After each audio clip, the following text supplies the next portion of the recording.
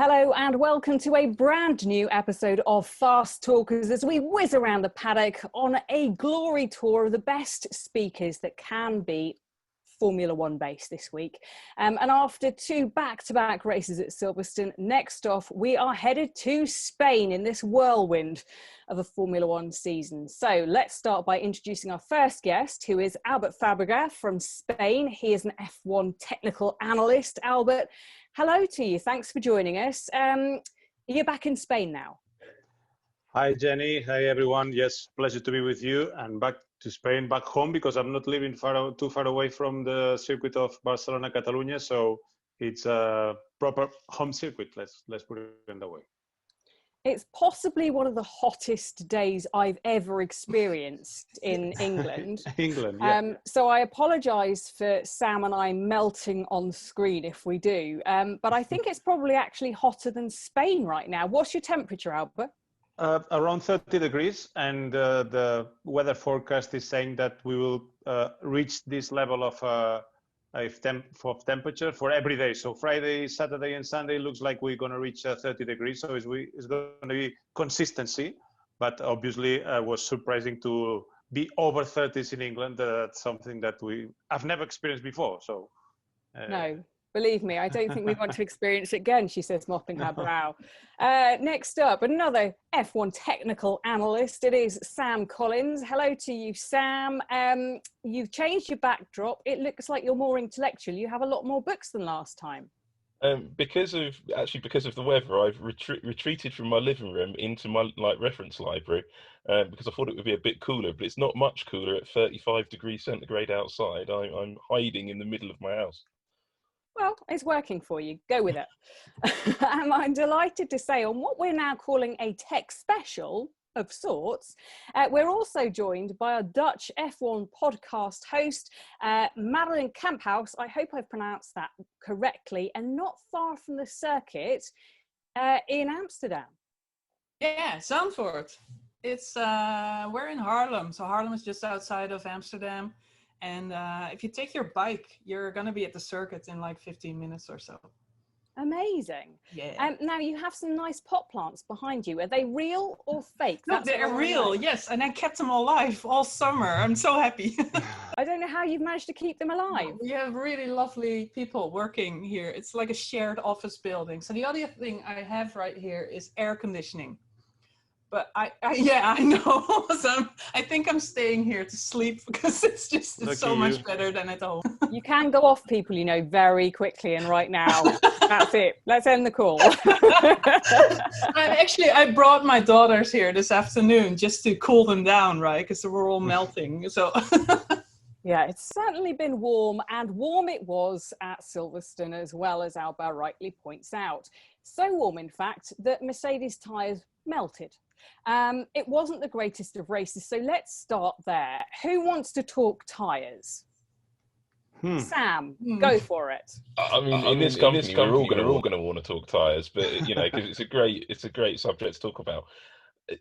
I'm going to talk about something first up that I want to hear Albert's point of view on this, because I haven't heard from him on this.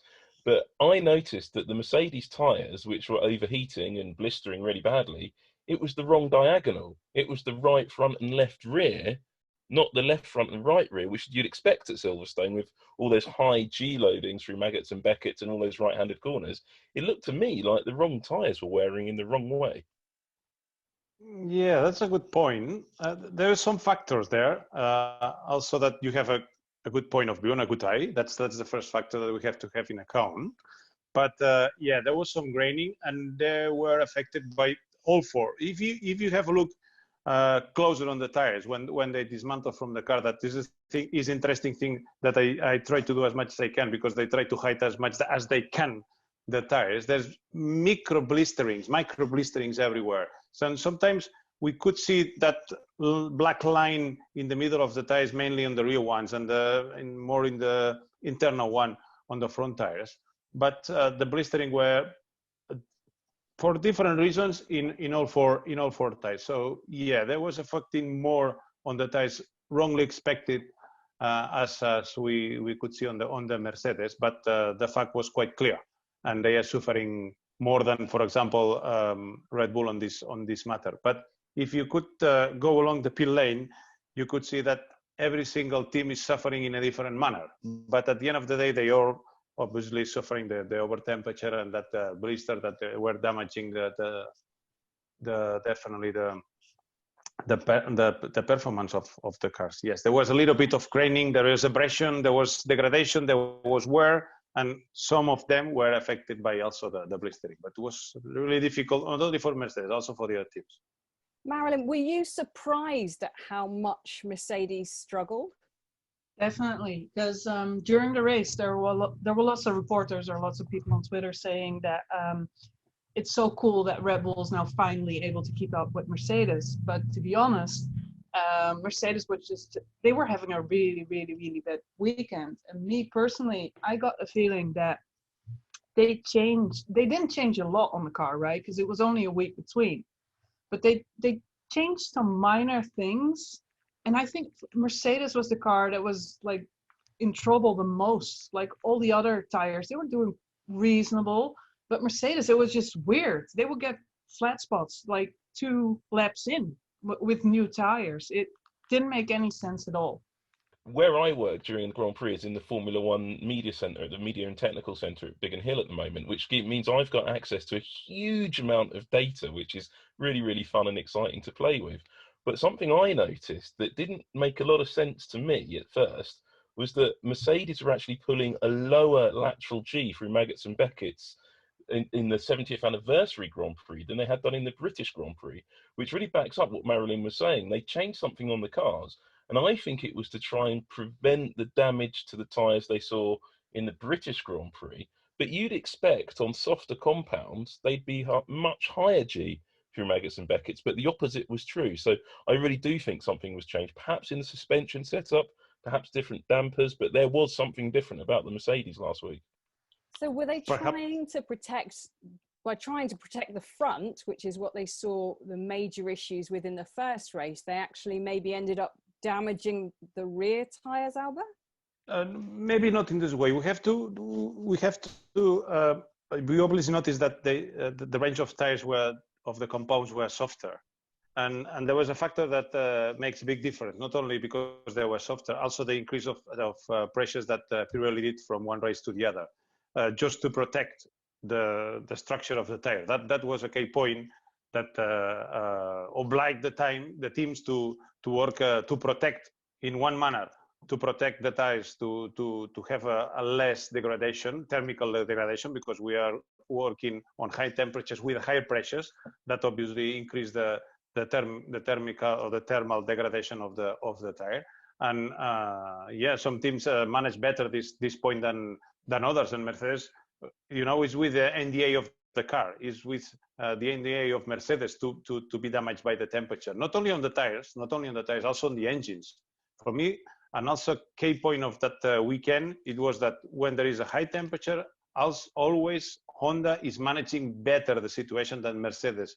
Mercedes, when they have to open the rear of the car, when they have to increase the cooling for the engine, they are not capable to manage it in a good way as Honda does. So that's another key point that I guess, together with the fact that Honda brought a new engine, an upgraded engine. They said it was quite similar, but there was an upgrading system, an upgrade system. It makes that, as Verstappen said at the end of the race, this is the first time that this time Honda did everything perfect. So it means that he was happy with the engine and he has more power available. Sam, you do quite a lot of your work with Japanese people because you cover some of the championships over there. They would have been delighted with Honda's step, wouldn't they? And delighted for a Max Verstappen win. They were delighted, and I've got articles to write this evening, about the reasons behind it. One of the things I did notice, and Albert's right, Red Bull got a new Honda or an upgraded Honda of some description in the back of that car. However, Honda and AlphaTauri have been doing some different things during this season, and AlphaTauri have consistently been running to a higher rev limit. But in the race, both Red Bull and AlphaTauri running about the same during the 70th anniversary Grand Prix. And I'm wondering if Red Bull are learning off the junior team, if Honda are using them to experiment and bringing those developments through to Red Bull later on. And that could be the reason they made this step in that high temperature. But Albert's right. He's talked about it before, and I think he's absolutely spot on. High altitude and high temperatures really suit Honda. Yes, yes. I'm assuming, Marjolijn, that people where you are were delighted with Max Verstappen's first win of the season, with a whole town going crazy. It's not that bad. No, not right. No, but I think a lot of F1 fans, like throughout Europe or the world or wherever they are, I think everyone was really happy, because this is the kind of race you want to see as a fan. You always want to see an underdog win. And this was the first non-Mercedes win in a long time. So we needed that. And then the other thing was, it was a really strategic race. So for Red Bull, what was just said is that it was a perfect storm for them, right? Because they had the driver, like he was perfect. Like he was putting in the lap times, managing his tires. I really enjoyed when, obviously you look at the lap times and you're like, okay, they're managing, right? And then he gets the message from his team, like, back off, and he's like, no, I'm not going to back off. I'm not sitting behind like a gram. I'm gonna still race, right? This is not just a data sport. It's still a driver sport as well. So seeing him both being intelligent and seeing him also race is very exciting to watch. And then there was a team, there was a perfect setup in the car, like we just discussed. They had the right tires. I think Christian Horner said after the race, what do you need to challenge the Mercedes from now on? And he said, well, softer tires, obviously. This works for them. They're not going to get them probably, unfortunately for us. But the setup of the car was perfect. And then there was the team, because strategically, it went perfect. They had the qualification on Saturday. It was key. It was key. And Christian Horner, he said, we were a bit like shocked that we were the only ones starting out on these hard tires. It was the perfect strategy. But then also during the race with the pit stops, like they pitted at the same time as Bottas. How did they know? Like, it was like, oh, it was so smart. And then the other one is they pitted. It was actually, like, if you have to mention one error, I think it was the first pit stop. And it was a little bit slower than they usually are, because they're the speediest of all. But it was a little bit slower, and that got Max Verstappen just behind Bottas, right? But then he overtook him. So again, it was all perfect, perfectly executed. And for a race fan, like, these are the best, right? It was a good race. I enjoyed watching it. I enjoyed doing commentary for it. There are times when I was like, oh my goodness, what's going to happen next? And that's what you want in a race. You don't want it to be 100% predictable. Just on the point of Red Bull covering off Valtteri Bottas's stop, how did they manage that? How did they know that they had to cover off that stop? And how did they get him in at that point? Who wants Sam? Let's go with you. I actually know the exact answer to this, because I was using the exact same software that Red Bull use on the pit wall to predict their pit stops. And you could see the blobs, and it's just little blobs on a screen going back and forwards and forwards. You could see that if Bottas had pitted at that point, his lap times could have put him ahead of Verstappen, because Verstappen was going for a one-stop strategy. You could hear it in the team radio, and that could have worked. They could have gone on one stop to the end of the race, but it would have been really marginal on the tyre wear. Bottas stopping into clean air would have given Bottas the advantage to drive back up to it would have been a reverse Hungary situation. So Hungary last year, where you had Hamilton hunting down Verstappen and beating him just at the end of the race, you'd have seen it the other way around. The Mercedes would be the Red Bull would be hunting down the Mercedes. It all went a bit wrong, and with Bottas stopping, Red Bull had to stop, but it was quite cunning, because they saw the Mercedes team get ready and reacted. So that must have been a super quick call on the pit wall. So I don't know if Red Bull's changed their team strategist, or that guy or girl has just suddenly managed to pull one out of a hat. But that was blinding all weekend. Red Bull just deserve barrels and barrels of champagne from Honda and Verstappen for that, because it was a stunning bit of and really brave strategy, but it was brilliantly done. They took a risk, because it could be like a cheat of Mercedes trying to force a another stop. Yeah. Sometimes they did so. They took the risk, but they were completely convinced that they can win that race. So it doesn't matter if they try to go to one stop. I agree with Sam that the A plan was to go to one stop, and that call when Max was pushing the Mercedes, and he said maybe this is going to be the only time that we can push the Mercedes. That call from the wall, it was to protect the tires to try to achieve one stop strategy. So I think that they just went for the more safe strategy to win the race, because they knew that at that point, as the degradation was going, they knew that the blistering will make the Mercedes to go to two stops. So they just protect their strategy, they win. And I would be surprised if, starting with the medium tire, I would like to restart again the race, but I would see Max winning the race again. So they were managing much better. They didn't like those medium tires at all, because he only did like 6 laps on them. Yeah. But get rid of it. Yeah. But they could do it. So I think that they had many options, because their pace was much better than the Mercedes. So the key factor that I think as well, what made it so brave, is Silverstone going back. I think in the last 11 races, there hasn't been one without a safety car. No. A safety car in the first section of the race would have ruined that strategy completely. Agree. And they just were brave enough to gamble that there wouldn't be a safety car. A safety car later in the race could have helped them, but nonetheless, wow. I mean, just such, large spheres to go with that.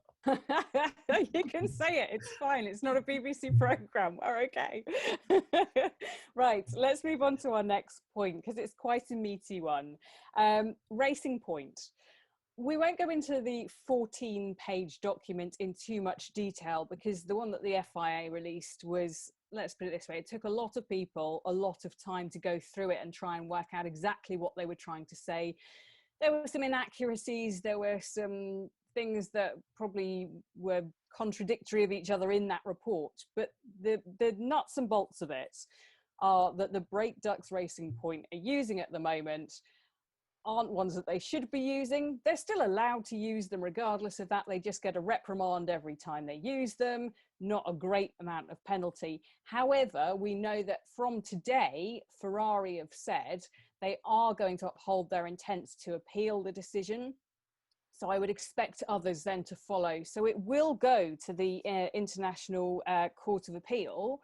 That's the way it looks set to go, unless Toto Wolff, in his job as mediator, self-imposed job as mediator, which I think was maybe not the best idea for him to get involved with. So Albert, just explain why this is such a big talking point in the sport. It is for the consequences that what can happen for the future. It's not only that the teams are now trying to appeal the decision, trying to the ICA to take a stronger penalty to Racing Point. That for me the fair one is to disqualify them from the first race. They are not trying to push them to push Racing Point to build another brake ducts. For me, it makes no sense. I'm agree with FIA that they can use the same ones, because you cannot destroy the knowledge of the teams. So if they build something that is just 2 millimeters more with more angle in one place or a little bit bigger on the other, it's completely different. So for me, it makes sense to do not force them to do this. I think that the key point of the situation and the pressure that Ferrari, McLaren, Williams, and Renault is putting on that appeal is to the FIA for 2021. They want FIA to change the rules for the next year to avoid the W11 to be the RP21 next year.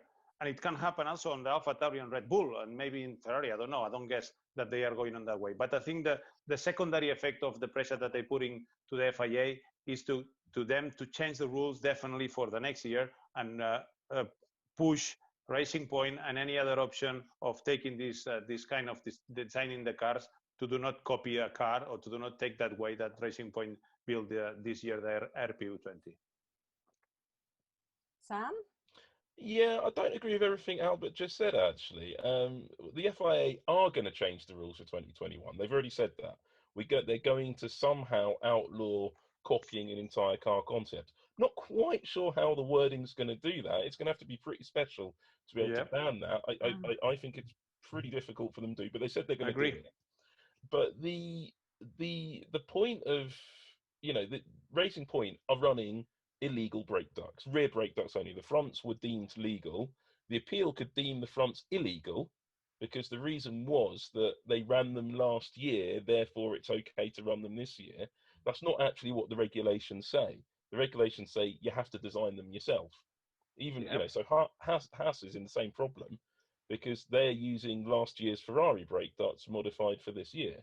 So they're in exactly the same situation. It's just everybody's ignored them. And AlphaTauri are a little bit similar on the front brake ducts as well. So you're looking at this situation saying, well, hang on. If you have to design your brake ducts yourself, you shouldn't be allowed to use those rear brake ducts that Racing Point are using, and possibly not the fronts. And that's the point Claire Williams was making. So I think, personally, they've got illegal parts on the car, as the FIA stewards have made clear.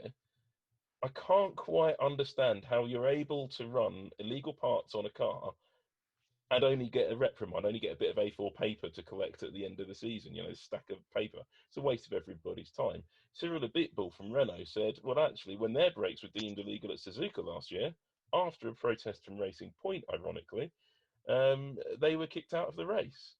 So there does seem to be a bit of a lack of consistency here. Racing Point do have the nuclear option. They do have a fully legal car that is, with minor modification, could be raced this year. The RP19 could run again, which is actually a Force India, but let's not mention that point. The main difference, just to finish on that point, is that the part is not illegal, technically. It is. It's not illegal. The process that is being designed is illegal. There's a crucial point that everybody's missed on this. The part is illegal. It's legal within the technical regulations. In the technical side, it's legal. Illegal in the sporting regulations, and it cannot be used on any Formula One car because it was designed by Mercedes and modified by Racing Point. Therefore, it couldn't be used by either Mercedes or Racing Point because neither team wholly designed it. So it's against the regulations. It is an illegal part. But you cannot destroy the knowledge now that Racing Point has about this. So if they build a new brake ducts, they will probably design and build it on the same way and looking similar. So I think that here the FIA is in a very tight point to decide what is different or what is not different. If they move 2 millimeters, one of the walls of the brake duct, and Racing Point can argue that it makes a big difference on the performance on that part, FIA will have to say, yeah, it is a different part. So and this is the problem. Does it make a difference? I don't think does it make a big difference on that. And this is the problem the FIA is facing because how different is different? Different enough. And how can they judge that? You go back to Arrows and Shadow in 1978 saying 70% the same is illegal.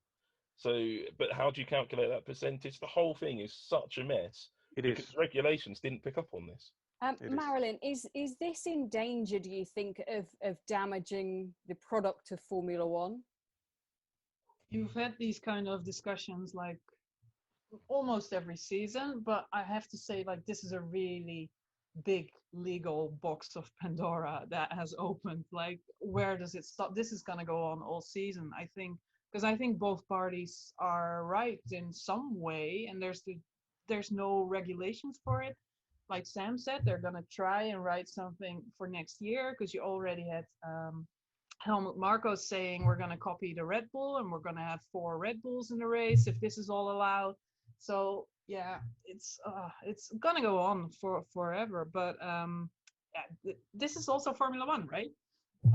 It goes with sport. Like, you can't write everything down. I think in history it was more of a gentleman's agreement to not copy each other. And now somebody did, and they have to like figure out a way to make it illegal and not. I don't know. It's always difficult, but you have the same with rule changes, right? We just discussed tires, and now a lot of drivers are saying we want 2 pit stops because it makes the sport more exciting. But then if you have 2 pit stops, where's going to be the spontaneous actions or are they all going to pit the same way in the same lap? Maybe it'd be boring. So I think innovation is part of the sport, but this is a particular difficult one.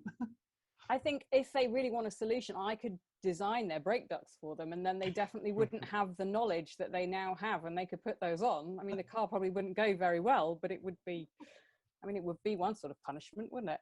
Let's move on. Let's talk Ferrari, because things seem to be not particularly rosy. You can see Ferrari flag just in the background. Not Ferrari fan. I'm perfectly neutral, but I just happen to have a Ferrari fan in the background. So talk to me about Ferrari. What's going wrong for them, and what's going wrong for Sebastian Vettel, more the point, because he seems to be in a bad place at the moment. A spin all by himself, seems to kind of be getting quite notorious for just having little spins here, there and everywhere. Marjolijn, what do you reckon?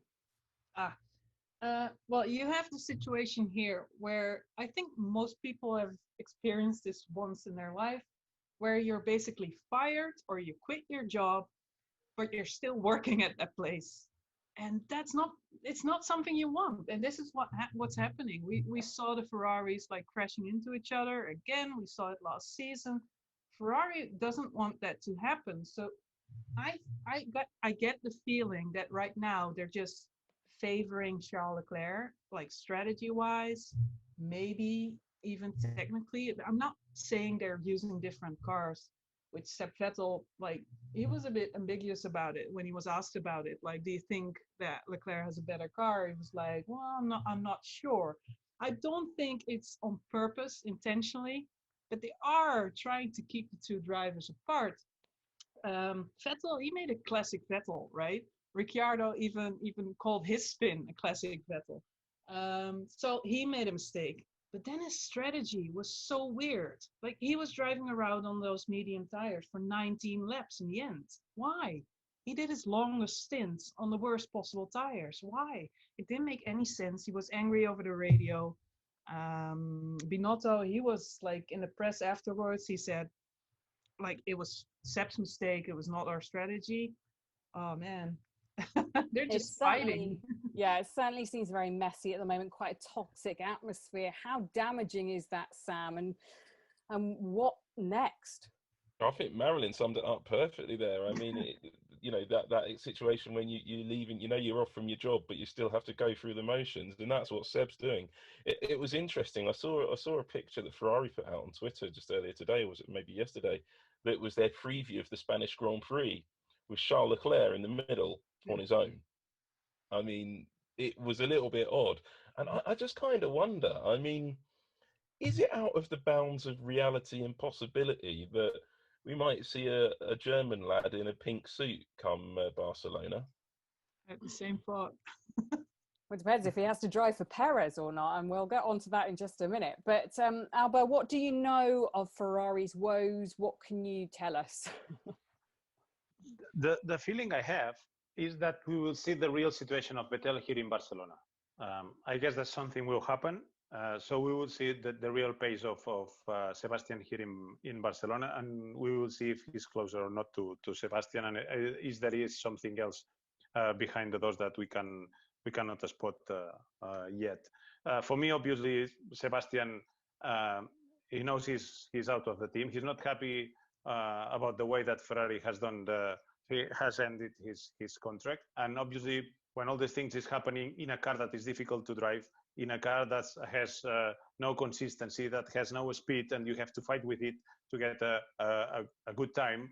Obviously, when you are 4 times world champion and you are leaving a team and you are not happy with the situation, you don't use that final push that it brings you the speed. So I think is a classic situation on Vettel that we have seen before when he was leaving Red Bull, that his motivation is completely down, and we will see. I expect here to be closer to Sebastian, and if in Barcelona we don't see that step forward, I think that the season is going to be quite too long for him. It's going to be very difficult for everything, for his motivation, for his confidence, but mainly for the relationship with the team. That is not in a great situation right now. But I understand that Ferrari is doing things to try to avoid both cars to be in the same time on the track, because as we have seen last season, every time that they get close one to each other, we have some trouble. So any driver that I've ever spoken to always says that, especially when they're going through tough times, they always say that the other car is better, the other car gets preferential treatment on strategy, on new parts. If anything's working particularly well, fuel flow meters, all of that stuff, they go to the other car and not to theirs. Sam, is it quite feasible that Charles Leclerc is getting just the best of everything at the moment? Because let's face it, he is the future of Ferrari. Yeah, I mean, if you're in a team like Ferrari, you should have at least 2 sets of new parts. And when a German guy comes in and smashes them all to pieces in Austria, it doesn't help. But they did have enough spare parts of both configurations, aero configurations of the car in Silverstone. So the parts were available. So I really don't think it's down to the car in as much as the two cars aren't the same. I think it's down to the fact that there's a car that Charles knows how to drive, and it is a bit of a pig. Looking at the steering traces, you have to fight that car to get it to go well, just like the Red Bull, actually. But I just don't think Seb is getting on with the car at all. He doesn't like it. He's fed up with his team. I think the relationship with the team's gone completely now. He's just getting in, going through the motions, getting grumpy. I actually think what I mentioned earlier about Seb going to Racing Point, do you know what? I think it's going to be better for everybody all round. You could put Kimi or Giovinazzi into the other Ferrari. They've got Kubica who can go into the Alfa, and everybody will be happier. And you mentioned we're going to talk about Perez, so I'll stop there. But yeah, I think that's the solution, and it'll be Racing Point will go well, and Ferrari will go well in that scenario without Ferrari having to update any of their cars. Well, the reason I was going to say about Perez is obviously we have Spain coming up. Albert, it's very nice of you to host Formula One for us. We've had 2 bouts. It's now up to you to put on a good show and make sure the races are as good as they were here. So, first of all, how is Spain going to go down? Because we know that there's a lot of coronavirus around. It's a hot spot at the moment. People are sort of staying in their hotels and not able to go anywhere. Is it going to be a difficult race weekend with that as a background? It was so difficult for me to stay in England for 13 days without leaving the hotel and with the restaurant of the hotel closed. So I will understand any complaints, and I will feel really close to the people that is complaining that they cannot leave the hotel. So it's always a pleasure to be in England, but not in these conditions. Understand me and put it in that way. Yeah, the real situation that I can tell you of Barcelona area, of Catalonia, is that the things are starting to be under control. That peaks of coronavirus are starting to be under control, but it's moving. So they put in place some countermeasures 10 days ago, like closing the nightlife, let's say, on that way, because it was one of the strongest point of contamination of the coronavirus and to spread the coronavirus. So these things are working. We have been 3 days in a row now with less people infected from the days before. So that's a good point. And there is a number that measures how many people can you transmit the infection. So it's going down from 3 to 1. That is a right level. But all these things are always changing from one day to the other. So the peaks were in one corner on one part of Catalonia 2 weeks ago. Now it's moving towards where the circuit is.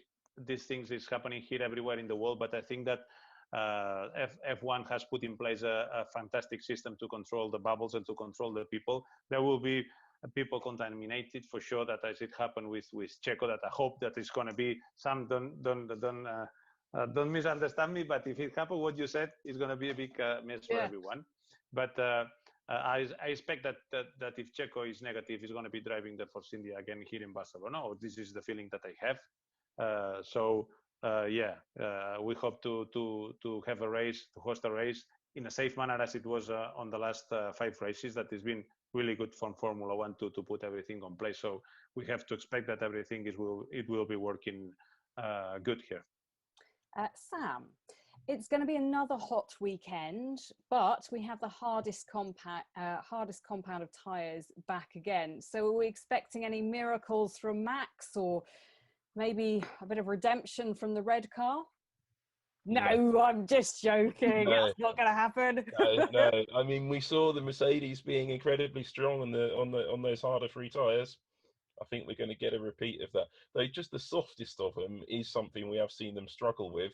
But at the same point, I think you won't see that softest of the tyres used very much. Barcelona is quite a high G circuit, not comparable with Silverstone, but still quite a high G circuit. But it's Barcelona. I mean, they've pounded round there for 6 days plus already. They know every in and out of that track. And Ferrari weren't great there in testing. The car hasn't developed much since then. So unless they bring a lot of new shiny bits, I can't see there being anybody but those 2 black silver arrows at the front of the field. Marjolijn, do you agree? Is this a Mercedes weekend again? Man, I wish there was lots of discussion like this week. Do we have a championship fight now, right? Because that would be super exciting. But the thing is, Max Verstappen didn't finish in the first race of the season. So that cost him dearly, because otherwise he would have been right up there with Lewis Hamilton. And the other thing is, Lewis Hamilton, he never not finishes. He never. But the thing is, I think we were just talking about Corona and Checo Perez. I do believe that was a wake-up call, because recently I saw some images from 1999, and remember Michael Schumacher breaking his leg. Imagine one of the main drivers now getting ill. That will be terrible for them personally, but also that, I don't know, it could possibly decide the championship. So I would expect more drivers to stay even more firmly in their bubbles. I think all the free drivers that finished on the podium this weekend, they all mentioned they're flying to Barcelona, going straight to the paddock in their motorhome, not leaving their bubble at all. So I think I don't hope anyone's gonna get sick and that's gonna decide the championship. Don't get me wrong, but yeah, well, it could happen. But that's the only real opening I see, because other than that, like Sam said, the Mercedes they're dominant. So I guess they're going for victory once more. Okay, so I'll just whip around you very quickly. Who is going to win this weekend, the Spanish Grand Prix, round 6 of the Formula One World Championship? Let's start with Marjolijn. I'm going to say Max Verstappen anyway, because he won his first one there, right?